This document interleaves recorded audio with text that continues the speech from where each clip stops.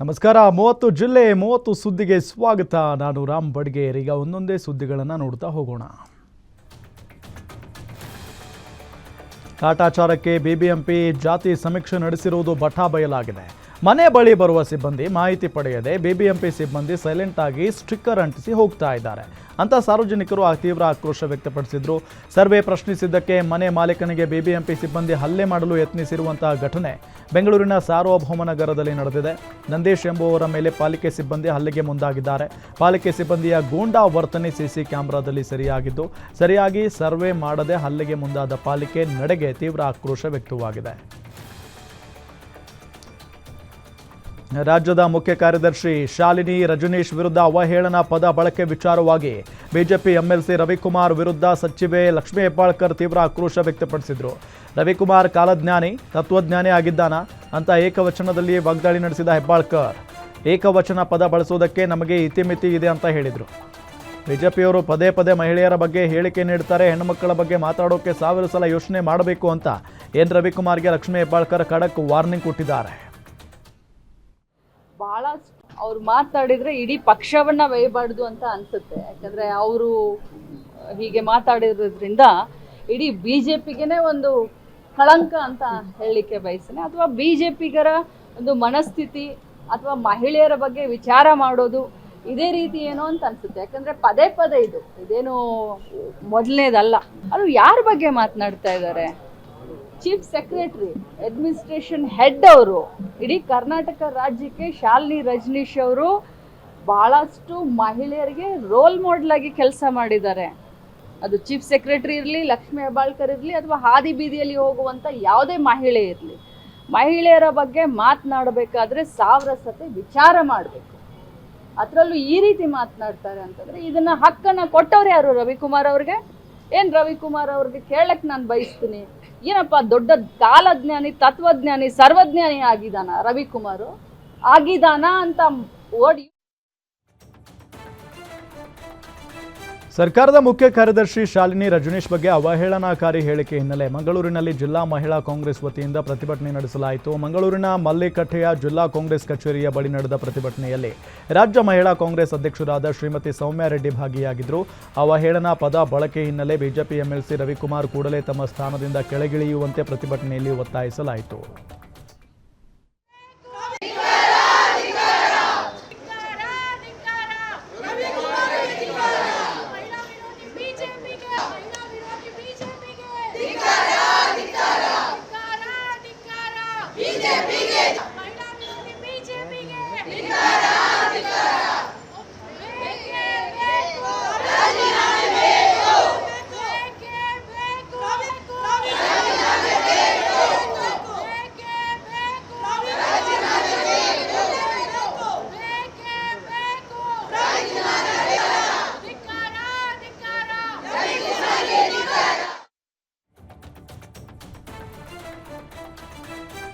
ನಾಳೆ ವಿಧಾನಸೌಧದಲ್ಲಿ Hemavathi link canal ಕಾಮಗಾರಿ ಸಭೆ ವಿಚಾರವಾಗಿ ತುಮಕೂರಿನಲ್ಲಿ ಸಚಿವ ಸೋಮಣ್ಣ ಪ್ರತಿಕ್ರಿಯೆ ಕೊಟ್ಟರು.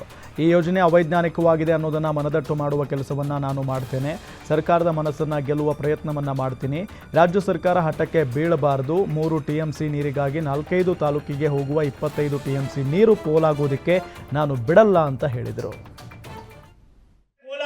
ನಾನು ಅದರ ಏನಾಗಿದೆ ಅವೈಜ್ಞಾನಿಕವಾಗಿ ಇದು ಅವೈಜ್ಞಾನಿಕವಾಗಿದೆ ಅನ್ನೋದನ್ನ ಮನದಟ್ಟು ಮಾಡ್ತಕ್ಕಂಥ ಕೆಲಸವನ್ನು ಮಾಡ್ತೀನಿ.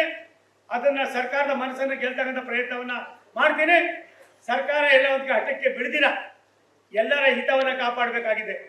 ಏನು 3 TMCಗೋಸ್ಕರವಾಗಿ 4-5 ತಾಲೂಕುಗಳಿಗೆ ಹೋಗ್ತಕ್ಕಂಥ 25 TMC ನೀರನ್ನ ಎಲ್ಲ ಒಂದ್ ಕಡೆ ಪೋಲಾಗ್ತಕ್ಕಂಥ, ಅದಕ್ಕೆ ಶಿಂಸಾ ನದಿಗೆ ವಾಪಸ್ ಕಳಿಸ್ತಕ್ಕಂಥ ನಿಮ್ಮ ಇವತ್ತು ಅವೈಜ್ಞಾನಿಕವಾದ ನಿಮ್ಮ ಒಂದು ವ್ಯವಸ್ಥೆ ಏನಿದೆ ಅದನ್ನ ಸರಿಯಾಗಿ ನಾನು ನನ್ನದೇ ಆದಂಥ ದಾಟಿಯಲ್ಲಿ ಕೃಷ್ಣಪ್ಪನವರು ಬರ್ತಾ ಇದ್ದಾರೆ, ಬೇರೆ ಯಾರ್ಯಾರು ಶಾಸಕರು ಬರ್ತಾರೋ ಗೊತ್ತಿಲ್ಲ, ರಾಜ್ಯದ ಜಿಲ್ಲೆಯ 2 ಮಂತ್ರಿಗಳು ಕೂಡ ಬರ್ತಾರೆ ಅನ್ನೋ ಅದು ಗೊತ್ತಿಲ್ಲ. ನಾನಂತೂ ಆ ಸಭೆಗೆ ಹೋಗ್ತೀನಿ, ನನ್ನ ಮಂಡನೆಯನ್ನು ಮಾಡ್ತೀನಿ.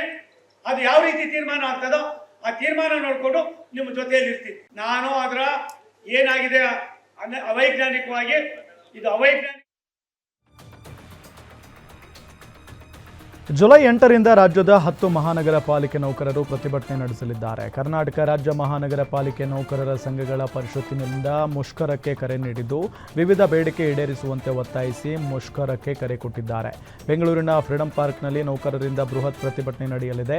7ನೇ ವೇತನ ಆಯೋಗ, ನೇಮಕಾತಿ ನಿಯಮಾವಳಿ ತಿದ್ದುಪಡಿ ಸೇರಿದಂತೆ 5 ಪ್ರಮುಖ ಬೇಡಿಕೆ ಈಡೇರಿಸುವಂತೆ ಸರ್ಕಾರಕ್ಕೆ ಒತ್ತಾಯ ಮಾಡಿದ್ದಾರೆ. ಬೇಡಿಕೆ ಈಡೇರಿಸುವವರೆಗೂ ಮುಷ್ಕರ ಮುಂದುವರಿಸುವುದಾಗಿ ಎಚ್ಚರಿಕೆ ನೀಡಿದ್ದಾರೆ. ಚಿಕ್ಕಬಳ್ಳಾಪುರದಲ್ಲಿ ಜಮೀನನ್ನು ಪೋಡಿ ಮಾಡಲು 55,000 ಲಂಚಕ್ಕೆ ಬೇಡಿಕೆ ಇಟ್ಟಿದ್ದ ಗ್ರಾಮ ಲೆಕ್ಕಿಗ ಲೋಕಾಯುಕ್ತರ ಬಲೆಗೆ ಬಿದ್ದಿದ್ದಾನೆ. ಗುಡಿಬಂಡೆ ತಾಲೂಕಿನ ಹಂಪಸಂದ್ರದಲ್ಲಿ ಕಂದಾಯ ವೃತ್ತದ ಗ್ರಾಮ ಲೆಕ್ಕಿಗನಾಗಿ ಕೆಲಸ ಮಾಡ್ತಿದ್ದ ನಾಗರಾಜ್, ಬೆಣ್ಣೆಪರ್ತಿ ಗ್ರಾಮದ ರೈತನಿಗೆ ಸೇರಿದ ಜಮೀನನ್ನು ಪೋಡಿ ಮಾಡಲು ಲಂಚ ಕೇಳಿದ್ದ. ಲೋಕಾಯುಕ್ತ ಡಿವೈಎಸ್ಪಿ ವೀರೇಂದ್ರ ಕುಮಾರ್ ನೇತೃತ್ವದಲ್ಲಿ ನಡೆದ ದಾಳಿ ವೇಳೆ 55,000 ಲಂಚ ಪಡೆಯುವಾಗ ನಾಗರಾಜ್ ರೆಡ್ ಹ್ಯಾಂಡ್ ಆಗಿ ಸಿಕ್ಕಿಬಿದ್ದಿದ್ದಾನೆ. ಅಲ್ಲಿ ಅದು ಸರಿ ಇಲ್ಲ, ಆ ಡಾಕ್ಯುಮೆಂಟ್ ಇಲ್ಲ, ಈ ಡಾಕ್ಯುಮೆಂಟ್ ಇಲ್ಲ, ಸುತ್ತಾಡ್ತಾನೆ ಇದ್ದಾರೆ. ಕೊನೆ ಪಕ್ಷಕ್ಕೆ VAನ ಭೇಟಿಯಾದೆ. VA ಇದು ಫೈಲೇ ಇಲ್ಲ, ನಿಮ್ಮದು ರೆಕಾರ್ಡ್ ಸ್ಕ್ಯಾನಿಂಗ್ ಹಾಕಿಲ್ಲ, ಫೈಲ್ ಇಲ್ಲ ಅಂತ ಹೇಳಿದ್ರು. ಮತ್ತೆ ಇವತ್ತು ತಹಸೀಲ್ದಾರ್ ಹತ್ರ ಹೋಗಿ ಮಾತಾಡಿದೆ. ತಹಸೀಲ್ದಾರ್ ಅದೇ ಥರ ಉತ್ತರ ಕೊಟ್ಟರು.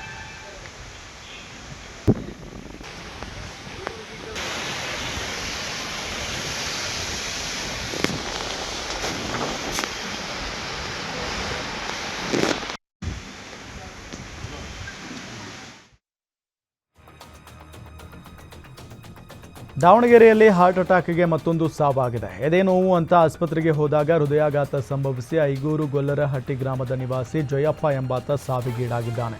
ಪೇಂಟಿಂಗ್ ಕೆಲಸಕ್ಕೆ ಹೋಗಿದ್ದ ವೇಳೆ ಜಯಪ್ಪನಿಗೆ ಎದೆ ನೋವು ಕಾಣಿಸಿಕೊಂಡಿತ್ತು. ಎದೆ ನೋವು ಜಾಸ್ತಿ ಆಗ್ತಾ ಇದ್ದಂತೆ ಜೊತೆಯಲ್ಲಿದ್ದ ಕೆಲಸಗಾರರು ಆಸ್ಪತ್ರೆಗೆ ಕರೆದುಕೊಂಡು ಹೋಗಿದ್ದಾರೆ.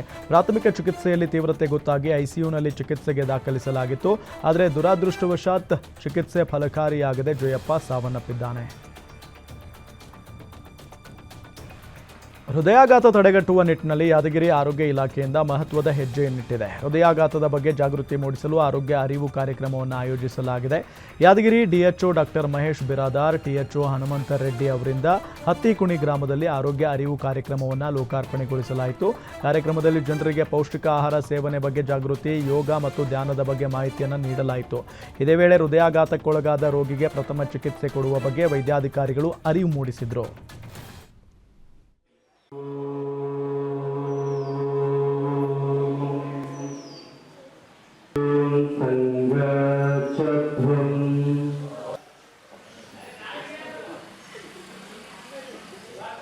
ಮಾಡಿ ಈಗ ಕುತ್ತಿಗೆಯನ್ನ ಕೋರ್ತು ತಿರುಗಿಸೋದು 360 ಡಿಗ್ರಿ.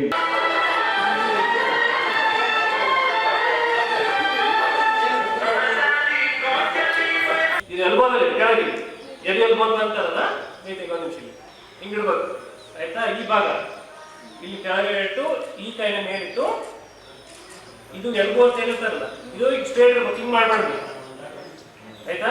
ಎಲ್ಲಿ ಬರ್ಬೇಕು ಶಕ್ತಿ ನಿಂದು ಅದನ್ನ ಕತ್ತೆ ಇರ್ತಲ್ಲ, ಇದನ್ನ ತಲೆ ಈ ತರ ಮಾಡಿ ಬಾಯಿ ಈ ತರ ಓಪನ್ ಮಾಡಿದಾಗ ಓಪನ್ ಆಗುತ್ತೆ. ಆಮೇಲೆ ಬಾಯಲ್ಲಿ ಉಸಿರು ಕೊಡ್ಬೇಕು. ಉಸಿರು ಕೊಟ್ಟಿದ್ದು ನೀವು ಕರೆಕ್ಟ್ ಆಗಿಲ್ಲ ನೋಡಕ್ಕೆ ಏನ್ ಮಾಡ್ಬೇಕಂದ್ರೆ ಉಸಿರು ಕೊಟ್ಟಾಗ ವಯಸ್ಸಾದವರಿಗೆ ಕಂಪಲ್ಸರಿ BP ಶುಗರ್ ಈ 1 ವರ್ಷ ಚೆಕ್ ಮಾಡಿದ್ರೆ 2 ವರ್ಷ ಚೆಕ್ ಮಾಡಿಸ್ಕೊತಾರೆ ಕಂಪಲ್ಸರಿ. ಬಳ್ಳಾರಿ ಜಿಲ್ಲೆ ಕಂಪ್ಲಿ ತಾಲೂಕಿನ ರಂಗಾಪುರ ಗ್ರಾಮದಲ್ಲಿ ಪ್ರಾಥಮಿಕ ಆರೋಗ್ಯ ಕೇಂದ್ರದ ವೈದ್ಯಾಧಿಕಾರಿ ಕಳೆದೊಂದು ವರ್ಷದಿಂದ ನಾಪತ್ತೆಯಾಗಿದ್ದಾರೆ. ವೈದ್ಯರಿಲ್ಲದೆ ಕಳೆದೊಂದು ವರ್ಷದಿಂದ ರೋಗಿಗಳು ಪರದಾಡ್ತಿದ್ದಾರೆ. ಹುಷಾರಿಲ್ಲದೆ ಪ್ರಾಥಮಿಕ ಆರೋಗ್ಯ ಕೇಂದ್ರಕ್ಕೆ ಸುಗ್ಗನಹಳ್ಳಿ, ಜೌಕು, ಚಿಕ್ಕ ಜಾಗಿನೂರ್ ಗ್ರಾಮದಿಂದ ಪ್ರತಿನಿತ್ಯ ನೂರಾರು ರೋಗಿಗಳು ಬರ್ತಾ ಇದ್ದಾರೆ. ಆದರೆ ವೈದ್ಯನೇ ಇಲ್ಲದ ಈ ಆಸ್ಪತ್ರೆಯಲ್ಲಿ ರೋಗಿಗಳಿಗೆ ಸ್ಟಾಫ್ ನರ್ಸ್ ತಪಾಸಣೆ ಮಾಡ್ತಿದ್ದಾರೆ. ಆಸ್ಪತ್ರೆಗೆ ಹೆರಿಗೆ ಬಂದಿರುವ ರೋಗಿಗಳಿಗೂ ಡಾಕ್ಟರ್ ಇಲ್ಲದೆ ಸ್ಟಾಫ್ ನರ್ಸ್ ಡೆಲಿವರಿ ಮಾಡ್ತಿದ್ದಾರೆ. ಎಮರ್ಜೆನ್ಸಿ ಅಂತ ಬರೋ ರೋಗಿಗಳಿಗೂ ಸ್ಟಾಫ್ ನರ್ಸ್ಗಳೇ ಚಿಕಿತ್ಸೆ ನೀಡುತ್ತಿದ್ದಾರೆ. ಈ ಹಿನ್ನೆಲೆ ರಂಗಾಪುರ ಪ್ರಾಥಮಿಕ ಆರೋಗ್ಯ ಕೇಂದ್ರಕ್ಕೆ ವೈದ್ಯಾಧಿಕಾರಿಗಳನ್ನು ನೇಮಿಸಿ ಅಂತ ಗ್ರಾಮಸ್ಥರು ಒತ್ತಾಯಿಸಿದರು. ಲಾಡ್ಜ್ನಲ್ಲಿ ಅಕ್ರಮ ವೇಶ್ಯಾವಾಟಿಕೆ ದಂಧೆ ಹಿನ್ನೆಲೆ ಮಂಡ್ಯದ ಶ್ರೀರಂಗಪಟ್ಟಣ ಟೌನ್ ಪೊಲೀಸರು ಏಕಾಏಕಿ ದಾಳಿ ನಡೆಸಿದರು. ಟೌನ್ ಪೊಲೀಸ್ ಠಾಣೆ ಇನ್ಸ್ಪೆಕ್ಟರ್ BJ ಕುಮಾರ್ ನೇತೃತ್ವದಲ್ಲಿ ನಡೆದ ಕಾರ್ಯಾಚರಣೆಯಲ್ಲಿ ಮೈಸೂರು ಬೆಂಗಳೂರು ಹೆದ್ದಾರಿ ಬದಿಯ H3 ಲಾಡ್ಜ್ ಮೇಲೆ ದಾಳಿ ನಡೆಸಲಾಯಿತು. ದಾಳಿ ವೇಳೆ ಲಾಡ್ಜ್ನಲ್ಲಿದ್ದ 2 ಮಹಿಳೆಯರನ್ನು ರಕ್ಷಣೆ ಮಾಡಲಾಗಿದೆ. ಈ ವೇಳೆ ಓರ್ವನನ್ನು ಬಂಧಿಸಲಾಗಿದ್ದು ಮತ್ತಿಬ್ಬರು ಪರಾರಿಯಾಗಿದ್ದಾರೆ. ಬಂಧಿತ ಆರೋಪಿ ಶಶಾಂಕ್ ಹಾಗೂ ನಾಪತ್ತೆಯಾದ ಸುಮಾ ಮತ್ತು ಶ್ರೇಖರ್ ವಿರುದ್ಧ ಪ್ರಕರಣ ದಾಖಲಾಗಿದೆ. ಆರೋಪಿ ಶಶಾಂಕ್ನನ್ನು ನ್ಯಾಯಾಂಗ ಬಂಧನಕ್ಕೆ ಒಳಪಡಿಸಿದ್ದು ಪೊಲೀಸರು ತನಿಖೆ ಮುಂದುವರೆಸಿದ್ದಾರೆ. 2025ರ ಮೈಸೂರು ದಸರಾ ಮಹೋತ್ಸವದಲ್ಲಿ ಭಾಗವಹಿಸುವ ಆನೆಗಳ ಆಯ್ಕೆಗೆ ಅರಣ್ಯ ಇಲಾಖೆ ಅಧಿಕಾರಿಗಳು ಮುಂದಾಗಿದ್ದಾರೆ. ಈ ಹಿನ್ನೆಲೆ ವಿವಿಧ ಕ್ಯಾಂಪ್ಗಳಲ್ಲಿ ಆನೆಗಳ ಆರೋಗ್ಯ ತಪಾಸಣೆ ನಡೆದಿದೆ. ಪಶು ವೈದ್ಯಾಧಿಕಾರಿಗಳು ಹಾಗೂ ವಲಯ ಅರಣ್ಯಾಧಿಕಾರಿಗಳನ್ನು ಒಳಗೊಂಡ ತಂಡದಿಂದ ತಪಾಸಣೆ ನಡೆದಿದೆ. ಆನೆ ಶಿಬಿರದಲ್ಲಿರುವ ಹೆಣ್ಣು ಆನೆಗಳ ಗರ್ಭಧಾರಣೆಯ ಪರೀಕ್ಷೆಗೆ ಸ್ಯಾಂಪಲ್ಸ್ಗಳನ್ನು ಸಂಗ್ರಹಿಸಿ ಲ್ಯಾಬ್ಗೆ ಕಳಿಸಿದ್ದಾರೆ. ಲ್ಯಾಬ್ನಿಂದ ವರದಿ ಬಂದ ನಂತರ ಆನೆಗಳ ತಾತ್ಕಾಲಿಕ ಪಟ್ಟಿ ತಯಾರಿ ಮಾಡಲಾಗುತ್ತೆ. ನಂತರ ಮೇಲಾಧಿಕಾರಿಗಳೊಂದಿಗೆ ಚರ್ಚೆ ಮಾಡಿ ಅಂತಿಮ ಪಟ್ಟಿ ಸಿದ್ಧಪಡಿಸಲಾಗುತ್ತೆ. ಮರಕ್ಕೆ ಹಾನಿ ಮಾಡಿ ರಸ್ತೆ ಮೇಲೆ ಪೈಪ್ ಬೀಳಿಸಿದ್ದ ಲಾರಿ ಚಾಲಕನಿಗೆ ದಂಡ ವಿಧಿಸಲಾಗಿದೆ. ಬೆಂಗಳೂರಿನ ಉಲ್ಲಾಳ ಮುಖ್ಯ ರಸ್ತೆಯ ಅಮ್ಮ ಆಶ್ರಮ ಸಮೀಪ ಲಾರಿ ಚಾಲಕ ಪೈಪ್ಗಳನ್ನು ಓವರ್ಲೋಡ್ ಮಾಡಿ ತೆಗೆದುಕೊಂಡು ಹೋಗ್ತಿದ್ದ. ಈ ವೇಳೆ ಅಮ್ಮ ಆಶ್ರಮ ಸಮೀಪವಿದ್ದ ಮರಕ್ಕೆ ಪೈಪ್ ತಾಗಿ ಕೆಳಗೆ ಬಿದ್ದಿತ್ತು. ಈ ಬಗ್ಗೆ ಎಕ್ಸ್ ಖಾತೆಯಲ್ಲಿ ಫೋಟೋ ಹಾಕಿ ಪೊಲೀಸರಿಗೆ ಟ್ಯಾಗ್ ಮಾಡಿ ಕ್ರಮಕ್ಕೆ ಆಗ್ರಹಿಸಲಾಗಿತ್ತು. ಕೂಡಲೇ ಎಚ್ಚೆತ್ತುಕೊಂಡ ಜ್ಞಾನಭಾರತಿ ಸಂಚಾರಿ ಪೊಲೀಸರು ಚಾಲಕನನ್ನ ಪತ್ತೆ ಮಾಡಿ 1,000 ರೂಪಾಯಿ ದಂಡ ವಸೂಲಿ ಮಾಡಿದ್ರು. ಬಳ್ಳಾರಿ ನಗರದ ನೆಹರು ಕಾಲೋನಿಯ 4ನೇ ಕ್ರಾಸ್ನಲ್ಲಿ ಅನುಮಾನಾಸ್ಪದವಾಗಿ ಕೆಲ ವ್ಯಕ್ತಿಗಳ ಓಡಾಟ ಕಂಡುಬಂದಿದೆ. ಕಳೆದ 2 ದಿನದ ಹಿಂದೆ ರಾತ್ರಿ ಅನುಮಾನಾಸ್ಪದ ಈ ವ್ಯಕ್ತಿಗಳು ಓಡಾಡಿರುವ ದೃಶ್ಯಾವಳಿ ಸಿಸಿಟಿವಿಯಲ್ಲಿ ಸೆರೆಯಾಗಿದ್ದು ಸ್ಥಳೀಯರು ಆತಂಕ ವ್ಯಕ್ತಪಡಿಸಿದ್ದಾರೆ. 6 ಜನರ ಗುಂಪೊಂದು ರಾತ್ರಿ ಮನೆಗಳ ಸುತ್ತ ಅನುಮಾನಾಸ್ಪದವಾಗಿ ಓಡಾಟ ನಡೆಸುತ್ತಿದೆ. ಸಿಸಿಟಿವಿ ದೃಶ್ಯಾವಳಿಗಳಿಂದ ಮಾಹಿತಿ ಬೆಳಕಿಗೆ ಬಂದಿದೆ. ರಾತ್ರಿ ವೇಳೆ ಜನರು ಬೀದಿಯಲ್ಲಿ ಸುತ್ತಾಡಲು ಭಯ ಬೀಳುತ್ತಿದ್ದಾರೆ. ಭದ್ರತೆ ದೃಷ್ಟಿಯಿಂದ ನೆಹರು ಕಾಲೋನಿಯಲ್ಲಿ ಪೊಲೀಸರಿಗೆ ಭದ್ರತಾ ಪಾಳಿ ಹೆಚ್ಚಿಸಲು ನಿವಾಸಿಗಳು ಆಗ್ರಹಿಸಿದ್ರು. ಚಲಿಸುತ್ತಿದ್ದ ರೈಲಿನಲ್ಲಿ ಬೆಂಕಿ ಕಾಣಿಸಿಕೊಂಡಿರುವ ಘಟನೆ ಚನ್ನಪಟ್ಟಣದ ಒಂದಾರಗುಪ್ಪೆಯಲ್ಲಿ ನಡೆದಿದೆ. ಮೈಸೂರಿನಿಂದ ಬೆಂಗಳೂರು ಕಡೆಗೆ ಹೊರಟಿದ್ದ ರೈಲು ಉದಯಪುರಕ್ಕೆ ಸಂಚರಿಸುತ್ತಿದ್ದ ವೇಳೆ ಬೆಂಕಿ ಕಾಣಿಸಿಕೊಂಡಿದೆ. ಮಾಹಿತಿ ಮೇರೆಗೆ ಸ್ಥಳಕ್ಕೆ ದೌಡಾಯಿಸಿದ ಚನ್ನಪಟ್ಟಣ ಅಗ್ನಿಶಾಮಕ ಸಿಬ್ಬಂದಿ ಹೊತ್ತಿಕೊಂಡಿದ್ದ ಬೆಂಕಿ ನಂದಿಸಿದ್ರು. ರೈಲ್ವೆ ಸಿಬ್ಬಂದಿಯ ಸಮಯ ಪ್ರಜ್ಞೆಯಿಂದ ಭಾರೀ ಅನಾಹುತ ತಪ್ಪಿದ್ದು ಅದೃಷ್ಟವಶಾತ್ ಯಾವುದೇ ಪ್ರಾಣಾಪಾಯ ಸಂಭವಿಸಿಲ್ಲ. ಚಲಿಸುತ್ತಿದ್ದ ರೈಲಿನಲ್ಲಿ ದೊಡ್ಡ ಮಟ್ಟದಲ್ಲಿ ಬೆಂಕಿ ಹೊತ್ತಿಕೊಂಡಿತ್ತು. ಬೆಂಕಿ ನೋಡಿ ನಾವೆಲ್ಲ ಕಿರ್ಚಾಡಿದ್ವಿ, ನಾವೆಲ್ಲರೂ ಕೂಗಾಡಿದ ಮೇಲೆ ಎಚ್ಚೆತ್ತುಕೊಂಡ್ರು ಅಂತ ಸ್ಥಳೀಯ ಪ್ರತ್ಯಕ್ಷದರ್ಶಿ ರಾಮಮೂರ್ತಿ ಘಟನೆಯ ಬಗ್ಗೆ ವಿವರಿಸಿದ್ರು. आने वाला वीडियो बैठेगा हम लोग तो स्टाफ है काम करेंगे भैया पहले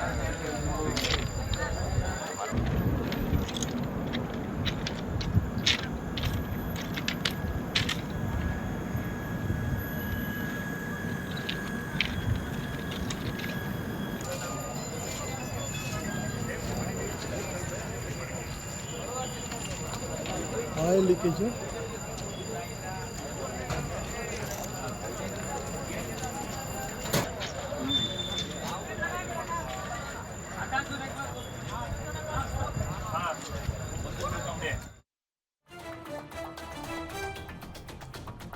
ಸಕ್ಕರೆ ನಾಡು ಮಂಡ್ಯದ ಶ್ರೀರಂಗಪಟ್ಟಣ ಗಂಜಾಂನಲ್ಲಿರುವ ಪ್ರಸಿದ್ಧ ನಿಮಿಷಾಂಬ ದೇಗುಲದ ಹುಂಡಿ ಹಣ ಎಣಿಕೆ ಕಾರ್ಯ ಇಂದು ನಡೆದಿದೆ. ಈ ವೇಳೆ ನಿಮಿಷಾಂಬ ದೇಗುಲಕ್ಕೆ ಭಕ್ತರಿಂದ 51 ಲಕ್ಷ ಕಾಣಿಕೆ ಸಂಗ್ರಹ ಆಗಿದೆ. ಇದರ ಜೊತೆಗೆ 120 ಗ್ರಾಂ ಚಿನ್ನ, 273 ಗ್ರಾಂ ಬೆಳ್ಳಿ ಹುಂಡಿಯಲ್ಲಿ ಸಿಕ್ಕಿದೆ. ದೇಗುಲದ ಇಒ ಮತ್ತು ದೇಗುಲದ ವ್ಯವಸ್ಥಾಪಕನ ಸಮಿತಿ ಸಮ್ಮುಖದಲ್ಲಿ 19 ಹುಂಡಿಗಳ ಎಣಿಕೆ ಕಾರ್ಯ ಮಾಡಲಾಗಿದೆ. ಸಂಗ್ರಹವಾದ ಹಣ ಮತ್ತು ಚಿನ್ನಾಭರಣ ಯೂನಿಯನ್ ಬ್ಯಾಂಕ್ಗೆ ಜಮೆ ಮಾಡಲಾಗಿದೆ.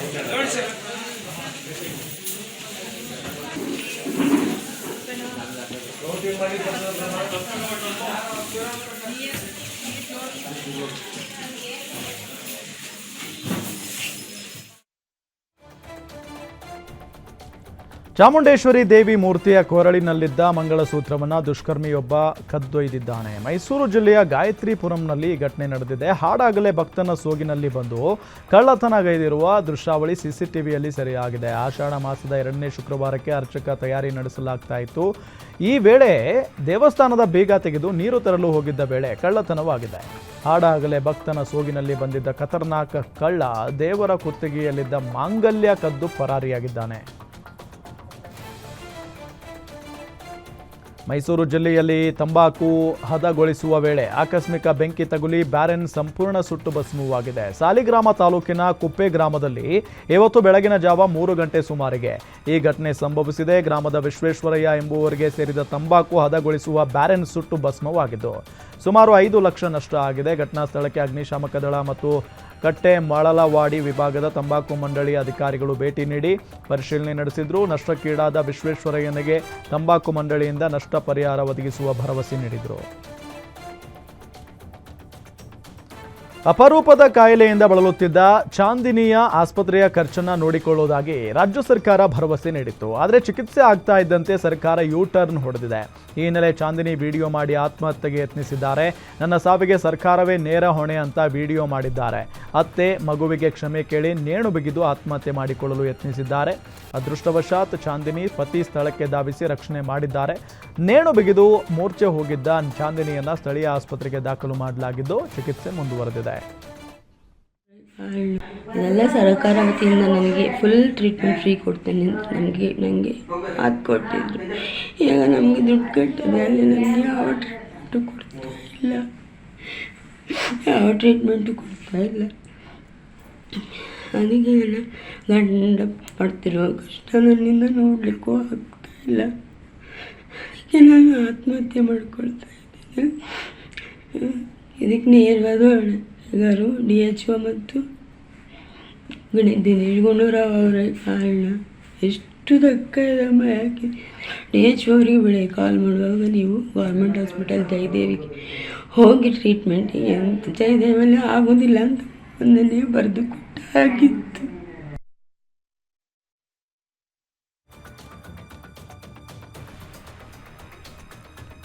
ಕೋಲಾರ ಜಿಲ್ಲಾಸ್ಪತ್ರೆಯಲ್ಲಿ ಡೇಟಾ ಆಪರೇಟರ್ ಆಗಿದ್ದ ಹರೀಶ್ ಬಾಬು ನೇಣು ಬಿಗಿದುಕೊಂಡು ಆತ್ಮಹತ್ಯೆಗೆ ಶರಣಾಗಿದ್ದಾನೆ. ಕಳೆದ 2 ದಿನಗಳ ಹಿಂದೆ ಹರೀಶ್ ಬಾಬುಗೆ ರಿಜಿಸ್ಟರ್ ಮ್ಯಾರೇಜ್ ಆಗಿತ್ತು. ಹರೀಶ್ ಬಾಬು ಒಪ್ಪಿಗೆ ಇಲ್ಲದೆ ಒತ್ತಾಯಪೂರ್ವಕವಾಗಿ ಮದುವೆ ಮಾಡಿಸಿದ ಆರೋಪ ಕೇಳಿಬಂದಿದೆ.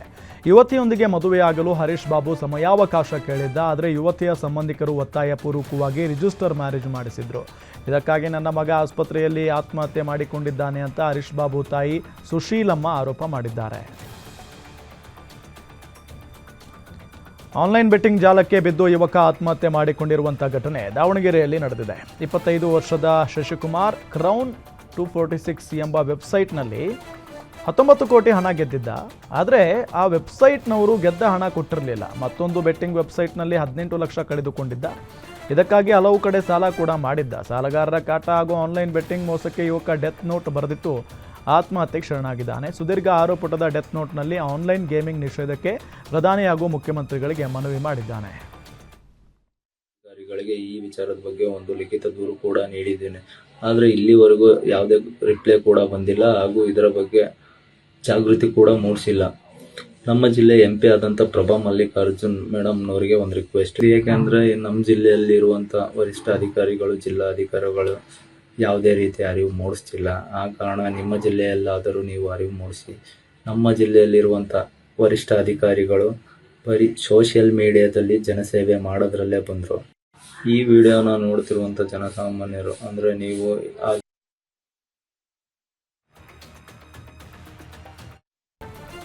ಶಿವಮೊಗ್ಗ ಜಿಲ್ಲೆಯಲ್ಲಿ ಮನೆಯಲ್ಲೇ ನೇಣು ಬಿಗಿದುಕೊಂಡು ಯುವಕ ಆತ್ಮಹತ್ಯೆಗೆ ಶರಣಾಗಿದ್ದಾನೆ. ಸಾಗರ ನಗರದ LB ನಗರದಲ್ಲಿರೋ ನಿವಾಸದಲ್ಲಿ 25 ವರ್ಷದ ಆಕಾಶ್ ಆಚಾರ್ಯ ನೇಣಿಗೆ ಶರಣಾಗಿದ್ದಾನೆ. ತಂದೆ ತಾಯಿ ಕೆಲಸಕ್ಕೆ ಹಾಗೂ ಪತ್ನಿ ತವರು ಮನೆಗೆ ಹೋಗಿದ್ದ ಸಂದರ್ಭದಲ್ಲಿ ಐ ಆಮ್ ಸಾರಿ ಅಮ್ಮ ಅಪ್ಪ ಅಂತ ಡೆತ್ ನೋಟ್ ಬರೆದಿಟ್ಟು ಆಕಾಶ್ ನೇಣು ಬಿಗಿದುಕೊಂಡಿದ್ದಾನೆ. ಸ್ಥಳಕ್ಕೆ ಪೊಲೀಸರು ಭೇಟಿ ನೀಡಿ ಪರಿಶೀಲನೆ ನಡೆಸಿದ್ದು ಸಾಗರಪೇಟೆ ಪೊಲೀಸ್ ಠಾಣೆಯಲ್ಲಿ ಪ್ರಕರಣ ದಾಖಲಾಗಿದೆ. ಬಾಗಲಕೋಟೆಯಲ್ಲಿ ಬೈಕ್ ಮತ್ತು ಬಸ್ ನಡುವೆ ಮುಖಾಮುಖಿ ಡಿಕ್ಕಿಯಾಗಿ ಬೈಕ್ ಸವಾರ ಸ್ಥಳದಲ್ಲಿ ದಾರುಣವಾಗಿ ಸಾವನ್ನಪ್ಪಿದ್ದಾನೆ. ಇಳಕಲ್ ತಾಲೂಕಿನ ಗುಡಿ ಸಂಕಾಪುರ ಗ್ರಾಮದ ಬಳಿ ದಾರುಣ ಘಟನೆ ಸಂಭವಿಸಿದೆ. ಮೃತ ವ್ಯಕ್ತಿಯನ್ನ ಜಂಬಲದಿನ್ನಿ ಗ್ರಾಮದ ನಿವಾಸಿ 27 ವರ್ಷದ ರಾಜು ಬಡಗೇರ್ ಅಂತ ಗುರುತಿಸಲಾಗಿದೆ. ಘಟನಾ ಸ್ಥಳಕ್ಕೆ ಇಳಕಲ್ ಗ್ರಾಮೀಣ ಠಾಣೆಯಲ್ಲಿ ಪೊಲೀಸರು ಭೇಟಿ ನೀಡಿ ಪರಿಶೀಲನೆ ನಡೆಸಿದರು. ಪತ್ನಿಯೇ ತನ್ನ ಪತಿಗೆ ಸ್ಲೋ ಪಾಯ್ಸನ್ ಹಾಕಿ ಕೊಂದಿರುವ ಗಂಭೀರ ಆರೋಪ ಕೇಳಿಬಂದಿದೆ. ಯಾದಗಿರಿ ಜಿಲ್ಲೆಯ ಗುರುಮಿಠಕಲ್ನ ರಾಂಪುರ ಗ್ರಾಮದಲ್ಲಿ ಈ ಘಟನೆ ನಡೆದಿದೆ. ಪತಿ ಮೊಹಮ್ಮದ್ ಅಲಿ ತಾನು ಸಾಯುವ ಮೊದಲೇ ಸ್ಲೋ ಪಾಯ್ಸನ್ ಹಾಕಿರುವ ಬಗ್ಗೆ ತನ್ನ ತಮ್ಮನಿಗೆ ಸೆಲ್ಫಿ ವಿಡಿಯೋ ಕಳಿಸಿದ್ದ. ತನ್ನ ಪತ್ನಿ ನನ್ನನ್ನು ಸರಿಯಾಗಿ ಆಸ್ಪತ್ರೆಗೆ ತೋರಿಸ್ತಾ ಇಲ್ಲ, ಸರಿಯಾಗಿ ಊಟನೂ ಹಾಕ್ತಿಲ್ಲ, ವಿಷ ಹಾಕಿರುವ ಅನುಮಾನ ಇದೆ ಅಂತ ವಿಡಿಯೋ ಹಾಕಿದ್ದ. ಬಳಿಕ ಮೊಹಮ್ಮದ್ ತಾಯಿ ನೂರ್ ಜಹಾ ಬೇಗಂ ಗುರುಮಿಟ್ಕಲ್ ಠಾಣೆಯಲ್ಲಿ ಪ್ರಕರಣ ದಾಖಲಿಸಿದ್ದು, ತಾಯಿ ದೂರಿನ ಅನ್ವಯ ಹೂತಿದ್ದ ಶವ ತೆಗೆದು ಪೊಲೀಸರು ಪರಿಶೀಲನೆ ನಡೆಸಿದ್ರು. ಆದರೆ ವಿಡಿಯೋ ಸಾಕ್ಷಿ ಇದ್ರೂ ಪತ್ನಿ ಆಮಿನಾ ಬೇಗಂನನ್ನ ಪೊಲೀಸರು ಇದುವರೆಗೂ ಬಂಧಿಸಿಲ್ಲ. ಈ ಬಗ್ಗೆ ತನಿಖೆ ನಡೆಸಿರೋ ಪೊಲೀಸರು ಚಾರ್ಜ್ ಶೀಟ್ ಕೂಡ ಸಲ್ಲಿಸಿಲ್ಲ ಅಂತ ವೃದ್ಧೆ ತಾಯಿ ಯಾದಗಿರಿ ಜಿಲ್ಲಾಧಿಕಾರಿ ಮೊರೆ ಹೋಗಿದ್ದಾರೆ. छोटा बेटा मोहम्मद आरिफ और मेरा छोटा दामाद मोहम्मद बशीर और छोटी बेटी रुखिया बेगम. ಏನು ಹಾಕಿಲ್ಲ ಆಗಬೇಕು. ನಿಮ್ಮ ಮಗ ಹೆಸರೇ ಡೆತ್ ಆಗ್ಯಾನ. ಏನಂತಾರಮ್ಮ ಹೋಗಂತ ಸರ್ ನಾವು ಒಬ್ಬಕ್ಕೆ ಏನು ಮಾಡ್ಬೇಕು ಆಗಿರ್ತಿದ್ದಿಲ್ಲ. ಅಲ್ಲಿ ಚಲೋ ಇತ್ತು. ನಾ ಅಂದ್ಬಿಟ್ಟಿನಿ, ನಾ ಬೊಂಬೈದಾಗ ಏನು ನಮ್ಮ ಮಗ ಏನು ಸಾಯಿಗ್ಲಾಕ ನಾ ಏನು ಇಲ್ಲ, ದುಡ್ದಾನ ಕೊಟ್ಟಾನ. ಈಗ ಏನಂದರೆ ತಾಯಿ ತಾಯಿ ದಿನ ಆ ರೊಕ್ಕ ಕಳಿಸಿನ ನಾನೇ ಕೊಟ್ಟಿದ್ದಾನೆ. ಅಮ್ಮ ನಡ ಅನ್ಕಸಿ ಅಂದ ನಡಿಸ್ತೀನಿ ಅಪ್ಪ. ಈಗ ನೀವು ಚೆಲ್ಲ ಓಡಾಡ್ಲಿಕ್ಕೆ ನಿಮ್ಗೆ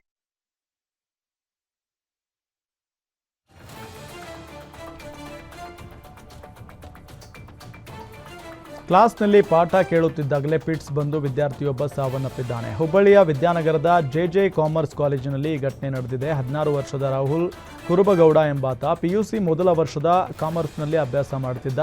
ರಾಹುಲ್ 11 ವರ್ಷದವನಿದ್ದಾಗಿನಿಂದಲೂ ಫಿಟ್ಸ್ ಇತ್ತು. ಅಂದಿನಿಂದಲೂ ಟ್ರೀಟ್ಮೆಂಟ್ ಕೊಡಿಸಲಾಗ್ತಾ ಇತ್ತು. ಆದರೆ ಕಳೆದ 3 ವರ್ಷದಿಂದ ಔಷಧಿ ನಿಲ್ಲಿಸಲಾಗಿತ್ತಂತೆ. ಆಗಾಗ ತಲೆ ಸುತ್ತಿ ಬೀಳ್ತಿದ್ದ ರಾಹುಲ್ ನಿನ್ನೆ ಕ್ಲಾಸ್ನಲ್ಲಿದ್ದಾಗ ತಲೆ ಸುತ್ತಿ ಬಿದ್ದಿದ್ದ. ತಕ್ಷಣ ಕೆಮ್ಸ್ ಆಸ್ಪತ್ರೆಗೆ ಸಾಗಿಸುವಾಗ ಮಾರ್ಗ ಮಧ್ಯದಲ್ಲಿಯೇ ರಾಹುಲ್ ಸಾವನ್ನಪ್ಪಿದ್ದ. ಈ ಸುದ್ದಿ ತಿಳಿತಾ ಇದ್ದಂತೆ ಕೆಮ್ಸ್ ಆಸ್ಪತ್ರೆ ಬಳಿ ಕಾಲೇಜು ಸಿಬ್ಬಂದಿ ಮತ್ತು ವಿದ್ಯಾರ್ಥಿಗಳು ಜಮಾಯಿಸಿದ್ರು. ವಿದ್ಯಾರ್ಥಿಯ ಸಾವು ಹೃದಯಾಘಾತದಿಂದ ಆಗಿಲ್ಲ, ಆತ ಪಿಟ್ಸ್ನಿಂದ ಮೃತಪಟ್ಟಿದ್ದಾನೆ. ಯಾರೂ ಭಯಪಡಬೇಕಾಗಿಲ್ಲ, ಎಲ್ಲರೂ ಆರೋಗ್ಯದ ಕಡೆ ಗಮನ ಹರಿಸಿ ಅಂತ ವೈದ್ಯರು ಸಲಹೆ ನೀಡಿದರು. ಕೇರಳದ ಕೊಟ್ಟಿಯೂರು ದೇವಸ್ಥಾನದಿಂದ ಬರುವಾಗ ಸಂಭವಿಸಿದ ಭೀಕರ ಅಪಘಾತದಲ್ಲಿ ಮೈಸೂರಿನ ಯುವಕ ಸಾವಿಗೀಡಾಗಿದ್ದಾನೆ. ಕೇರಳ ಕರ್ನಾಟಕ ಗಡಿ ಬಾವಲಿ ಸಮೀಪದ ಕಾಟಿಕೋಳಂ ಬಳಿ ಈ ಅಪಘಾತ ಸಂಭವಿಸಿದ್ದು, ಮೈಸೂರಿನ ಸಿದ್ಧಾರ್ಥ ಬಡಾವಣೆ ನಿವಾಸಿ ಜಿಮ್ ಟ್ರೈನರ್ ಆಗಿ ಕೆಲಸ ಮಾಡುತ್ತಿದ್ದ ಅನಂತಭೂಷಣ್ ದಾರುಣ ಸಾವನ್ನಪ್ಪಿದ್ದಾನೆ. ಭೀಕರ ಅಪಘಾತದ ದೃಶ್ಯ ಬಸ್ ಡ್ಯಾಶ್ ಬೋರ್ಡ್ನ ಸಿಸಿ ಕ್ಯಾಮೆರಾದಲ್ಲಿ ಸೆರೆಯಾಗಿದೆ. ಮಳೆ ನೀರು ನಿಂತಿದ್ದ ಹೊಂಡಕ್ಕೆ ಬಿದ್ದ ಪರಿಣಾಮ ಸ್ಕೂಟರ್ ನಿಯಂತ್ರಣ ತಪ್ಪಿದೆ. ಈ ವೇಳೆ ಹೆಲ್ಮೆಟ್ ಹಾಕಿದ್ದರೂ ಬಸ್ ಚಕ್ರದ ಅಡಿ ಸಿಲುಕಿದ್ದ ಸಿದ್ಧಾರ್ಥ್ ಸ್ಥಳದಲ್ಲೇ ಸಾವನ್ನಪ್ಪಿದ್ದಾನೆ. ಚಿಕ್ಕಮಗಳೂರು ಜಿಲ್ಲೆಯ ಶೃಂಗೇರಿ, ಮೂಡಿಗೆರೆ, ಕಳಸ, ಹೊರನಾಡು, ಕುದುರೆಮುಖ ಸೇರಿದಂತೆ ಸುತ್ತಮುತ್ತಲಿನ ಪ್ರದೇಶಗಳಲ್ಲಿ ಭಾರೀ ಮಳೆಯಾಗ್ತಾ ಇದೆ. ಪರಿಣಾಮ ನದಿಯಲ್ಲಿನ ನೀರಿನ ಹರಿವು ಭಾರೀ ಪ್ರಮಾಣದಲ್ಲಿ ಹೆಚ್ಚಾಗಿದ್ದು, ತುಂಗಾ ನದಿಯು ಉಕ್ಕಿ ಹರಿತಾ ಇದೆ. ಈ ಹಿನ್ನೆಲೆ ಶೃಂಗೇರಿಯ ಶಾರದಾ ಪೀಠದ ಕಪ್ಪೆ ಶಂಕರ ದೇವಾಲಯದ ಹಾಗೂ ಸ್ನಾನಘಟ್ಟ ಮುಳುಗಡೆಯಾಗಿದೆ. ನದಿಯ ದಡದ ಬಳಿ ಇರುವ ಮೆಟ್ಟಿಲುಗಳು ಸಂಪೂರ್ಣವಾಗಿ ನೀರಿನ ಒಳಗೆ ಮುಳುಗಿ ಹೋಗಿದ್ದು, ಭಕ್ತರು ಹಾಗೂ ಪ್ರವಾಸಿಗರು ತೆರಳದಂತೆ ಸೂಚನೆ ನೀಡಲಾಗಿದೆ. ಮುಂದಿನ ದಿನಗಳಲ್ಲಿ ಭಾರೀ ಮಳೆ ಮುಂದುವರಿಯುವ ನಿರೀಕ್ಷೆ ಇದ್ದು, ನದಿಯ ಹರಿವಿನಲ್ಲಿ ಇನ್ನಷ್ಟು ಹೆಚ್ಚಳವಾಗುವ ಸಾಧ್ಯತೆ ಇದೆ. ಮಲೆನಾಡು ಚಿಕ್ಕಮಗಳೂರಿನಲ್ಲಿ ಧಾರಾಕಾರ ಮಳೆ ಆರ್ಭಟ ಮುಂದುವರೆದಿದೆ. ಭಾರೀ ಬಿರುಗಾಳಿ ಮಳೆಗೆ ಚಾಲಕನ ನಿಯಂತ್ರಣ ತಪ್ಪಿ ಕಾರು ಕಾಫಿ ತೋಟಕ್ಕೆ ಇಳಿದಿದೆ. ಅದೃಷ್ಟವಶಾತ್ ಕಾಫಿ ತೋಟಕ್ಕೆ ಅಳವಡಿಸಿದ್ದ ವಿದ್ಯುತ್ ತಂತಿ ಬೇಲಿಯಿಂದ 4 ಪ್ರಾಣಾಪಾಯದಿಂದ ಪಾರಾಗಿದ್ದಾರೆ. ಮೂಡಿಗೆರೆ ತಾಲೂಕಿನ ಅಬ್ಬುಗೂಡಿಗೆ ಬಳಿ ಈ ಘಟನೆ ನಡೆದಿದ್ದು, ಸುಮಾರು 10 ಅಡಿ ಆಳದ ಕಾಫಿ ತೋಟಕ್ಕೆ ಕಾರು ಇಳಿದಿತ್ತು. ವಿದ್ಯುತ್ ತಂತಿ ಬೇಲಿಯ ತಂತಿಯಿಂದ ಕೆಳಕ್ಕೆ ಬೀಳದೆ ಕಾರು ನಿಂತಿತ್ತು. ಕಾರಿನಲ್ಲಿದ್ದ 2 ಪುರುಷರು, 2 ಮಹಿಳೆಯರಿಗೆ ಸದ್ಯ ಯಾವುದೇ ತೊಂದರೆ ಆಗಿಲ್ಲ.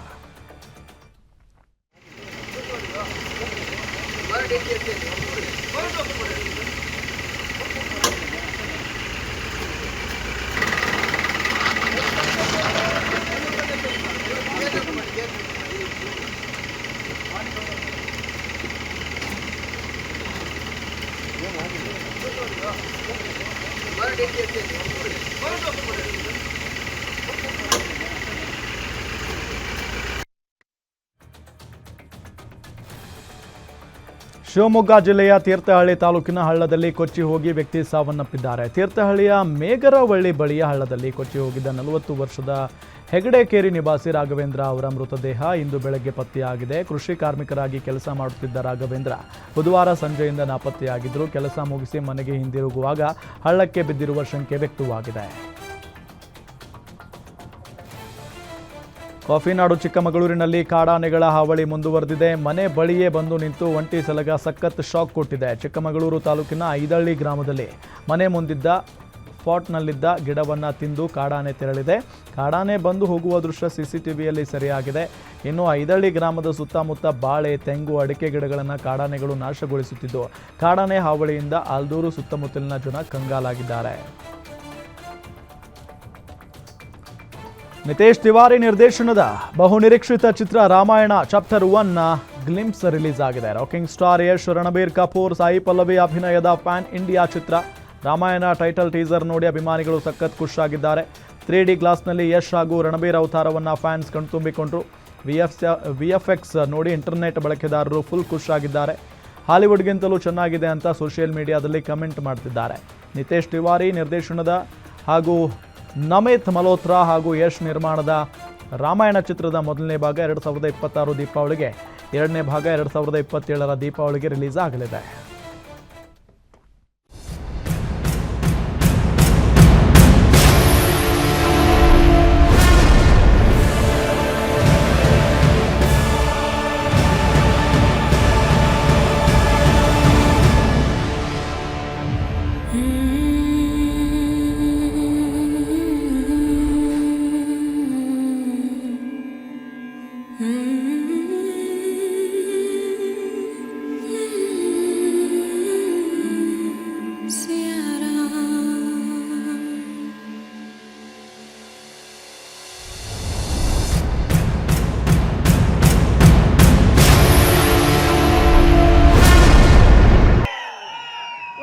ನಮ್ಮ ಈ ಮೊದಲನೇ ದೃಶ್ಯಕ್ಕೆ ನಿಮ್ಗೆಲ್ಲರಿಗೂ